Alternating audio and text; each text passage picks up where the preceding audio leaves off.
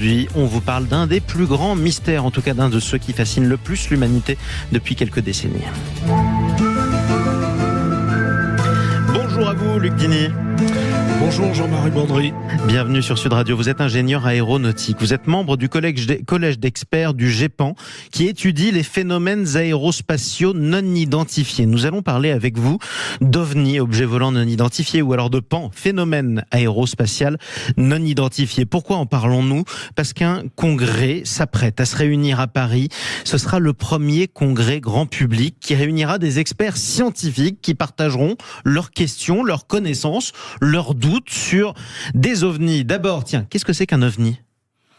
Alors un ovni, c'est un objet que l'on observe dans le ciel, qui pourrait ressembler à des tas de choses, voilà, par exemple une météorite ou autre, mais dont le comportement finalement est très étrange et qui, à ce moment-là, ne trouve pas d'explication, et donc les scientifiques cherchent. Voilà, donc c'est quelque chose qui pose question.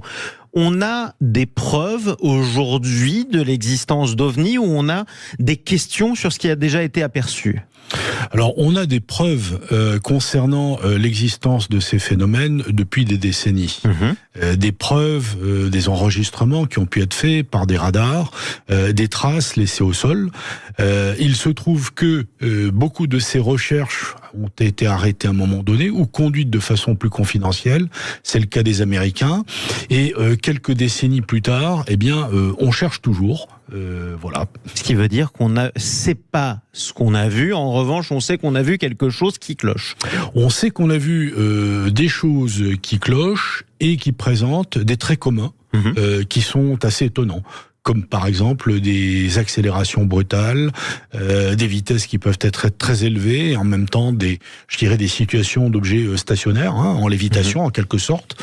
Donc tout ça est extrêmement intriguant, et la physique connue ne permet pas toujours évidemment de répondre aux questions qu'on se pose. Et donc on est obligé de se perdre en conjectures. Je vous ai présenté avec la musique de X-Files, c'est une série culte évidemment, pardon pour ce cliché, mais aujourd'hui, on n'a pas de preuve que ce qu'on a pu apercevoir, qui était soit trop rapide, soit stationnaire, enfin qui défiait les lois de la gravité, on n'a aucune preuve que ce soit des phénomènes ou des vaisseaux extraterrestres. On n'en a pas la preuve au sens de l'identification, voilà. Comme quoi il s'agit d'engins, d'objets qui proviendraient d'ailleurs.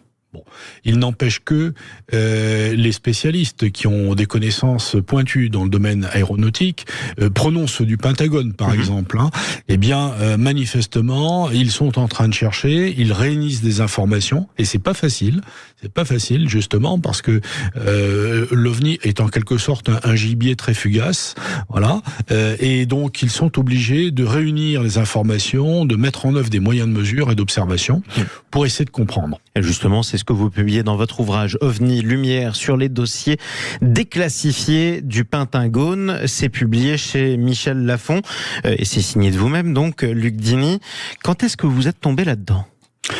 Eh bien, en fait, je me suis intéressé au sujet il y a très longtemps, quand j'étais adolescent, comme beaucoup. Mais par la suite, mes activités ne m'ont pas vraiment, je dirais, relié au sujet OVNI ou PAN. Il se trouve qu'il y a une dizaine d'années, j'ai constaté avec des amis une observation un peu insolite qui m'a amené à prendre contact avec le GEPAN pour signaler cette observation qui au fond était banale. Alors vous allez me la décrire. Vous étiez dans quelles circonstances et qu'est-ce que vous avez vu dans le ciel ? Nous étions sur l'autoroute en direction d'Orléans, il faisait nuit. Voilà, je ne conduisais pas, donc j'observais le ciel. Et nous avons vu une tache lumineuse blanchâtre, un peu laiteuse, comme une pièce on va dire, d'€1, voilà, se déplacer horizontalement avec une espèce de lumière un petit peu verte à l'arrière. Ouais. Voilà. C'est pas si banal ça. Pourquoi vous m'avez dit que c'était banal ? Ça peut être banal parce qu'on peut penser à un météore ou à une rentrée atmosphérique, quoique on ne voyait pas le trait lumineux que laisse une météorite. La traînée de cette météorite, pour vous, c'était quoi aujourd'hui ? C'était probablement effectivement ce qu'on appelle un bolide, c'est-à-dire une météorite. Mais le fait intéressant, c'est que une discussion qui s'en est suivie avec des amis m'a amené à découvrir d'une part, le rapport Cometa, qui est assez célèbre sur le sujet, et je me suis rendu compte que des personnages de haut niveau, scientifiques ou autres, de la défense et d'ailleurs, s'étaient réunis pour travailler sur ce sujet-là. Ça m'a vraiment interpellé.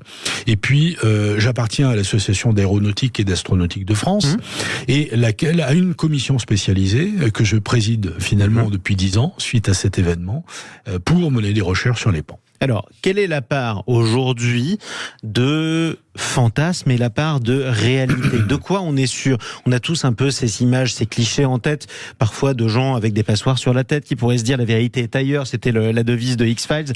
Oui. Comment on se prémunit de ce qu'on a envie de croire? En faisant la part des choses entre l'imaginaire d'une part et entre des théories conspirationnistes d'autre part. Il y a une réalité qui est bien établie. Sur la plupart des cas de PAN qui sont enregistrés... Phénomènes aérospatiaux non identifiés. Voilà, merci. Il y en a à peu près 5% qui sont vraiment des cas irréductibles, marqués par ce que l'on appelle un caractère d'étrangeté, donc au CNES, marqué par des caractéristiques physiques qui ont été relevées. C'est pas seulement un fantasme, c'est pas une hallucination, il y a des traces. 5% d'inexplicables. 5% d'inexplicables, avec des éléments qui sont des éléments précis, concourants, et nous avons des exemples en France, on parle beaucoup des États-Unis. Eh bien, parmi les exemples, j'en citais 2, très simplement. L'un concerne une observation faite à partir d'un Airbus en 1994 du côté de Melun. C'est un appareil d'Air France. L'équipage aperçoit une espèce d'objet rond, rougeâtre, qui change de forme.